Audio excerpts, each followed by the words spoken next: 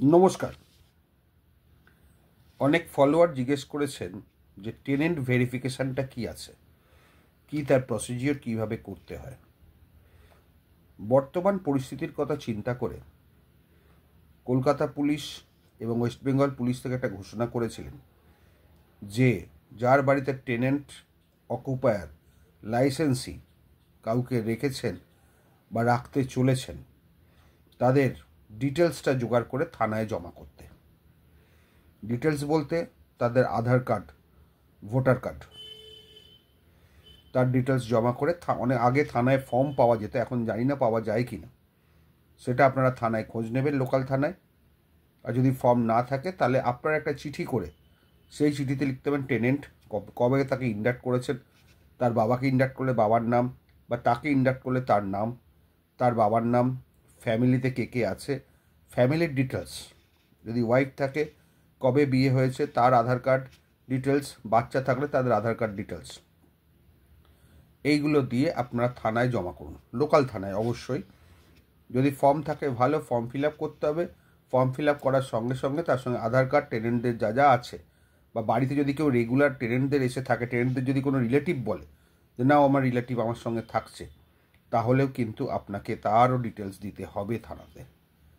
এর একটাই কারণ, সেফটি, সিকিউরিটি।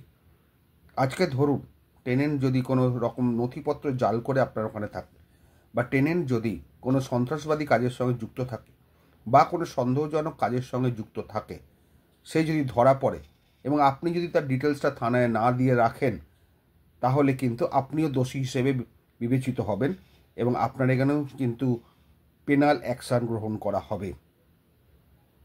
এটা হচ্ছে আমাদের প্রত্যেকের সেফটি সিকিউরিটির ম্যাটার।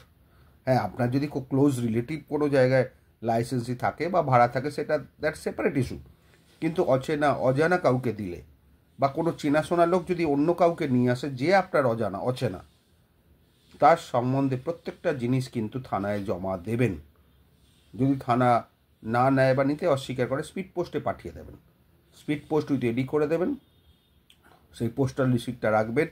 কিছুদিন বাদে, 5-7 দিন বাদে তার ট্র্যাক রিপোর্ট তুলে নেবেন, চিঠিটা তার সঙ্গে যে আধার কার্ডের জেরক্সগুলো সরা একটা ফাইল করে রেখে দেবেন। এটা কিন্তু আপনাদের নিজস্ব সেফটি সিকিউরিটির ব্যাপার।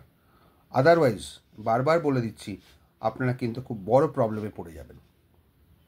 কারণ এখন সীমান্ত দিয়ে প্রচুর অনুপ্রবেশ ঘটছে, এবং কে অনুপ্রবেশ করছে বা করছে না সেটা আপনারা জানেন না, আপনাদের জানার কথাও নয়। ঘাপটি মেরে যে আপনার বাড়িতেই বসে নেই, সে যে কোনো সন্ত্রাসবাদী সংগঠনের সদস্য নয়, সেটা আপনি জানেন না বা জানার কথাও নয়। কিন্তু সে যদি ধরা পড়ে, তাহলে কিন্তু আপনিও লায়াবেল হয়ে যাবেন। বিশেষ করে যারা সীমান্তবর্তী এরিয়া আছে, সীমান্তবর্তী জেলাগুলো আছে, তাদেরকে আরও বেশি সাবধানতা অবলম্বন করতে হবে। এটা কিন্তু মাথায় রাখবেন। এটা কিন্তু রাজ্যের নিরাপত্তা, দেশের নিরাপত্তা তথা প্রত্যেকটি নাগরিকের নিরাপত্তার জন্য দরকার। সুতরাং অবশ্যই tenets verification form fill up করুন, বা টেনেন্টের ডিটেলস থানায় জমা দিন। কবে ইন্ডাক্ট করেছেন, কবে তারা ছেড়ে যাচ্ছে, কবে এগ্রিমেন্ট শেষ হচ্ছে, অথবা এগ্রিমেন্ট শেষ হয়ে গেছে তাও তারা রয়ে গেছে, বা আপনি তাদের উচ্ছেদের মামলা করছে এখনও ওঠেনি, টোটাল ডিটেলস দেবেন। কোনো কিছু সাপ্রেস করবেন না। তাহলে আপনার ভবিষ্যৎ, রাজ্যের ভবিষ্যৎ, দেশের ভবিষ্যৎ সুরক্ষিত থাকবে। প্রণাম নেবেন, ভালো থাকবেন।